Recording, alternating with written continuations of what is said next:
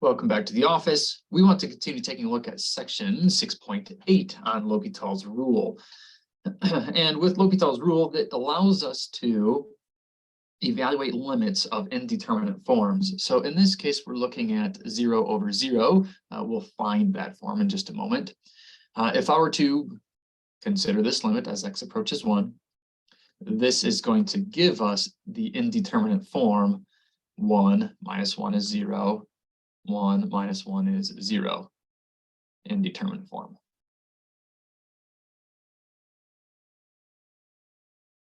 So I don't say that it's actually equal to 0 over 0. I'm just saying that this gives us the indeterminate form 0 over 0. Now, what I could do is I could, let's see here. I'm trying to think if this is helpful. Oh, yeah. Okay. So of course, L'Hopital's rule is helpful. That's not what I was questioning here. But I had something else in mind as well. Many of us don't know how to factor this because we simply haven't encountered this situation before. So I would not necessarily expect us to know how to factor either one of these. Okay, it would make sense for us to use L'Hopital's rule. Now, when I apply L'Hopital's rule, I'm going to ask this of you guys. I want you to say that you're using L'Hopital's rule. So this is something that Dr. Reynhout is asking you to do, so that way you can communicate clearly to me what exactly is going on, because not everybody's work is perfectly clear. So in an attempt, I'm trying to help you help me. Okay, that's what I'm looking for here. Say that you're using L'Hopital's rule. So this limit is equal to this other limit, and I'm putting LH above it to designate that I'm using L'Hopital's rule. The derivative of x to the 11th minus 1 is actually 11 times x to the 10th minus 0. And the derivative of x cubed would be 3x squared. Derivative of 1 is 0.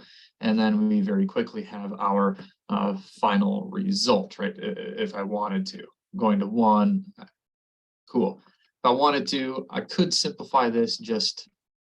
There would be no real significant need to, but I can see this as 11 thirds x to the 8th, plug in 1. Yay, it's a polynomial, there's no issue. This gives me 11 thirds. So this gives me exactly what I wanted. That is the limit.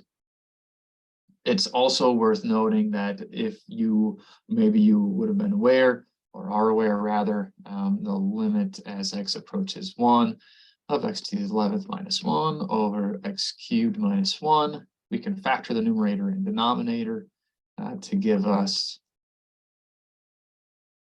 x minus 1 times x to the 10th minus, actually, no, they should all be pluses. Plus x to the 9th plus x to the 8th plus x to the 7th plus x to the 6th plus x to the 5th plus x to the 4th plus x cubed plus x squared plus x plus 1. Ugh. Denominator factors almost exactly the same way, but it's much shorter. X minus 1 times x squared plus x plus 1. Of course, these cancel out. And when you plug in 1, you get 1 plus 1 plus 1 plus 1 and so on is 11. 1 plus 1 plus 1 is 3. So we can see that those both would give us the same thing. So in the first method here, the presentation in purple, this uses L'Hopital's rule because I don't expect you to be familiar with this particular factoring. However, if you were familiar with this, which ideally you would be, but maybe you're not, and so I'm not making that expectation. But it's not necessary to use L'Hopital's rule in this case. So you want to be careful of that. Directions sometimes will ask you to evaluate the limit and only use L'Hopital's rule when necessary. So if you can do an algebraic manipulation, that would be a better way to do it, and you would be expected to perform the algebraic manipulation instead of simply using L'Hopital's rule. You don't use a sledgehammer to pound nails into your drywall. Okay, don't use a bigger hammer than you need, is the idea. Know when it's appropriate. One more example for this video, and then I'll do a separate video with another example. So if I want to take the limit as x goes to infinity of the natural log of x cubed over x to the 4th I can, of course, notice that this is going to give me the indeterminate form infinity over infinity. The natural log is an increasing function. So as our inputs approach infinity, so should the function. And of course, the quartic polynomial is going to go to infinity or negative infinity. But yeah, so this is an indeterminate form. And that's what we want to make note of.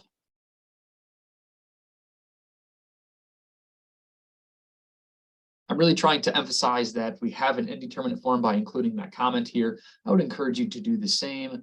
In fact, some of your homework problems will ask you to do just that. Identify the indeterminate form and then apply L'Hopital's rule appropriately. Now, in this case, it's actually okay if we just, when we have infinity over infinity, we can just directly apply L'Hopital's rule.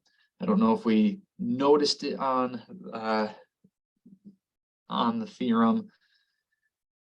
The result also applies to this. And I think when I talked about it, I said that we could rewrite it so that way it's 0 over 0. And that's absolutely true. And what we would find is that it reduces to us being able to just apply L'Hopital's rule immediately. So I'm again going to apply L'Hopital's rule to find that this is the limit as x approaches infinity of derivative of the natural log of x cubed would be x cubed in the denominator and the derivative of x cubed in the numerator. For that, right, derivative of a natural log is 1 over x. Just applying the chain rule here. And then the derivative of x to the 4th would be 4x cubed. So now I just need to simplify, and it might be good to recognize that this can be thought of as 4x cubed over 1. So this gives us the limit as x approaches infinity of 3x squared divided by x cubed times 1 over 4x cubed. Division by a fraction is the same as multiplication by the reciprocal. So I can remove that. And that will reduce that power to just 1. So I have that this is the limit as x goes to infinity of 3 divided by 4x to the 4th.